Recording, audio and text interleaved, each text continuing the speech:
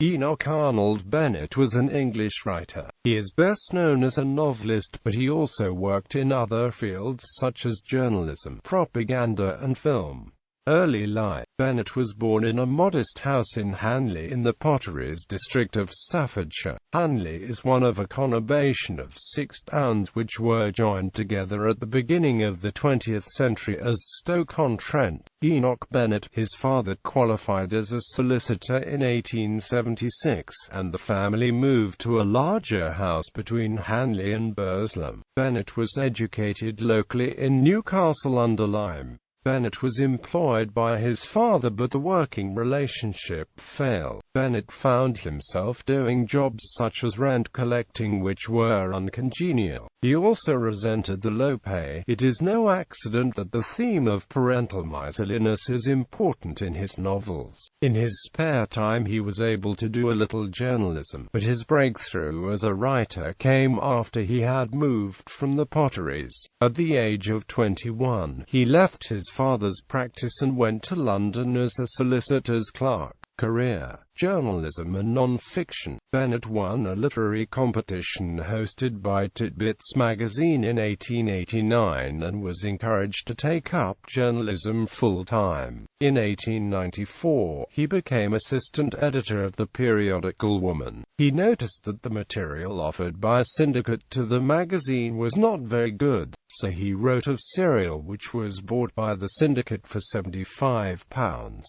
He then wrote another. This became the Grand Babylon Hotel. Just over 4 years later, his first novel, A Man from the North, was published to critical acclaim and he became editor of the magazine. From 1900 he devoted himself full-time to writing, giving up the editorship. He continued to write journalism despite the success of his career as a novelist. In 1926, at the suggestion of Lord Beaverbrook, he began writing an influential weekly article on books for the Evening Standard newspaper. As well as the novels, much of Bennett's non-fiction work has stood the test of time. One of his most popular non-fiction works, which is still read to this day, is the self-help book How to Live on 24 Hours a Day. His diaries have yet to be published in full, but extracts from them are often quoted in the British press.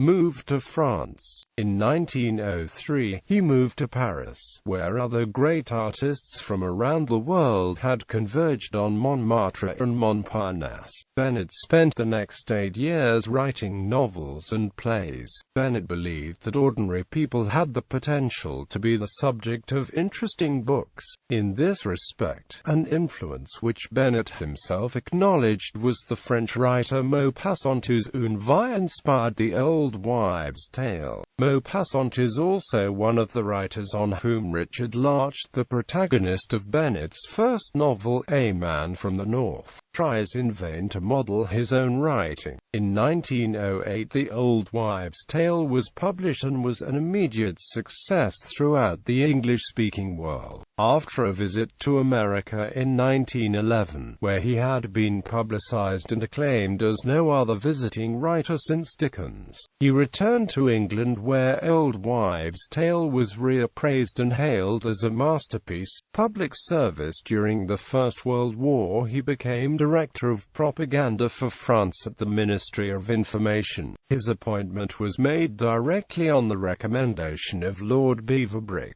who also recommended him as Deputy Minister of that department at the end of the war. He refused a knighthood in 1918. Osbert Sitwell, in a letter to James Agate, notes that Bennett was not, despite current views, the typical businessman, with his mean and narrow outlook. Sitwell cited a letter from Bennett to a friend of Agate, who remains anonymous. In Ego 5, I find I'm richer this year than last, so I enclose a cheque for £500 for you to distribute among young writers and artists and musicians who may need the money. You will know, better than I do, who they are, but I must make one condition, that you do not reveal that the money has come from me, or tell anyone about it. final years. Bennett separated from his French wife in 1921 and fell in love with the actress Dorothy Cheston, with whom he stayed for the rest of his life. She changed her last name to Bennett, although they were never married. They had one child, Virginia, born in London in 1926. Bennett won the 1923 James Tait Black Memorial Prize for his novel Ricimer's Steps. Bennett died of typhoid at his home in Baker Street, London, on the 27th of March 1931, after returning from a visit to Paris where, in defiance of a waiter's advice, he had drunk tap water in a restaurant. His ashes are buried in Burslem Cemetery. His daughter, Virginia Bennett Eldon, lived in France and was president of the Arnold Bennett Society. References to the Staffordshire potteries in his works. In 1902, Anna of the Five Towns, the first of a succession of stories which detailed life in the potteries, appeared. His most famous works are the Clayhanger family trilogy and The Old Wives' Tale. These books draw on his experience of life in the potteries, as did most of his best work. In his novels, the potteries are referred to as the Five Towns. Bennett felt that the name was more euphonious than the Six Towns. Sir Fenton was omitted. The real towns and the Bennett counterparts are all but one of these are mild disguises. Knipe may possibly be taken from the nearby village of Knipesley near Biddulph, and Knipesley Hall, neighbouring Old Castle, where Edwin Clayhanger went to school, is Newcastle under Lyme, Axe, towards which Tertius Ingpen lived, as Lee. Several of his books set in the potteries have been made into films and television miniseries. Criticism. Critically, Bennett has not always had an easy ride. His output was prodigious and, by his own admission, based on maximizing his income rather than from creative necessity. As Bennett put it, "Am I to sit still and see other fellows pocketing 2 guineas apiece for stories which I can do better myself?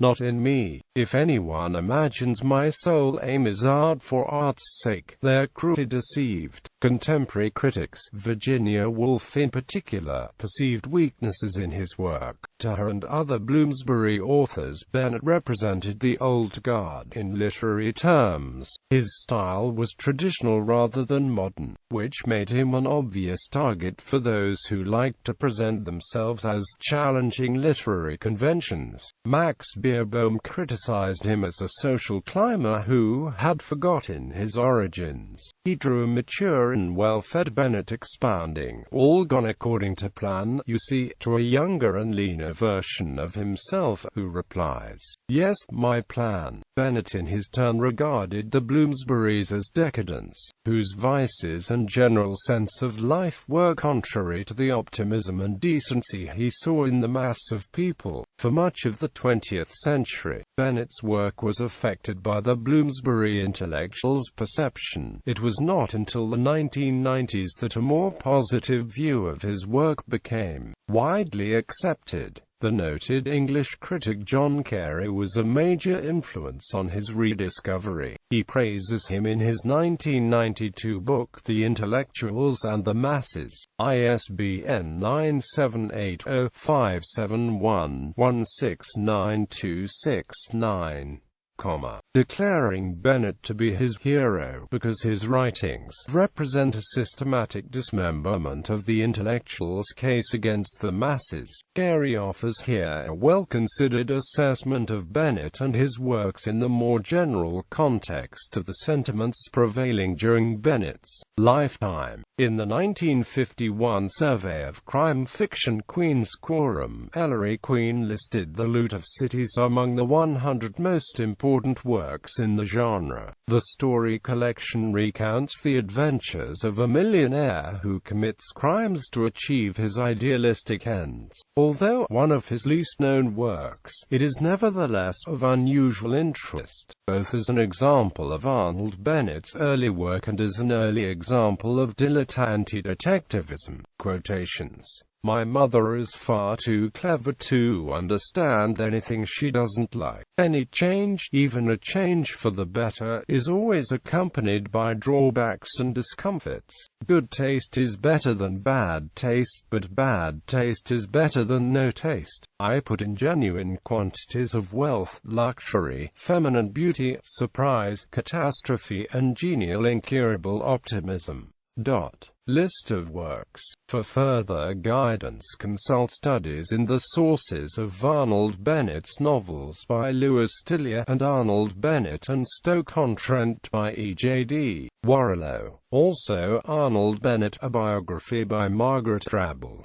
In gastronomy, Bennett is one of a select number of celebrities to have a dish named after them. While he was staying at the Savoy Hotel in London, the chefs perfected an omelette incorporating smoked haddock, parmesan cheese and cream, which pleased the author so much he insisted on it being prepared wherever he traveled. The omelette Arnold Bennett has remained a Savoy standard dish ever since.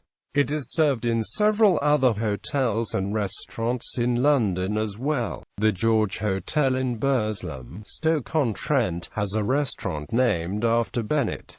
It is adorned with Arnold Bennett photographs and memorabilia. Other geographical links. 1907 Paris, Old Wives' Tale written here.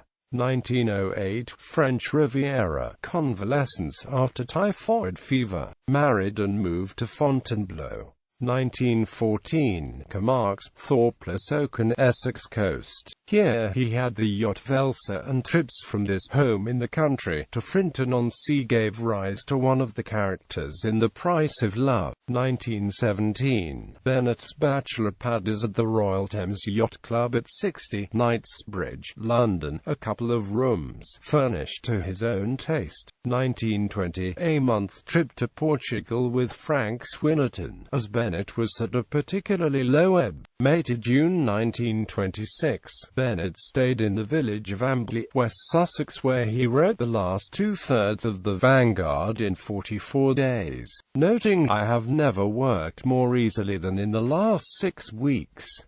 1928 House rented in La Touquet for the summer, Newcastle-under-Lyme, Staffordshire. A number of streets in the Bradwell area of Newcastle-under-Lyme are named after places and characters in Bennett's works, and Bennett himself. London's Strand Palace Hotel, London, he frequented as it offered a bedside light during his periods of insomnia. His wife Marguerite's London flat was over a bank on the corner of New Oxford Street and Rathbone Place. A large flat, George Street, Hanover Square, London, where Marguerite subsequently lived. About 1921 to 75. Cadogan Square, Dorothy moved in here, and from here they moved, in 1930, to Chiltern Court, an impressive block of flats, at Baker Street railway station where H.G.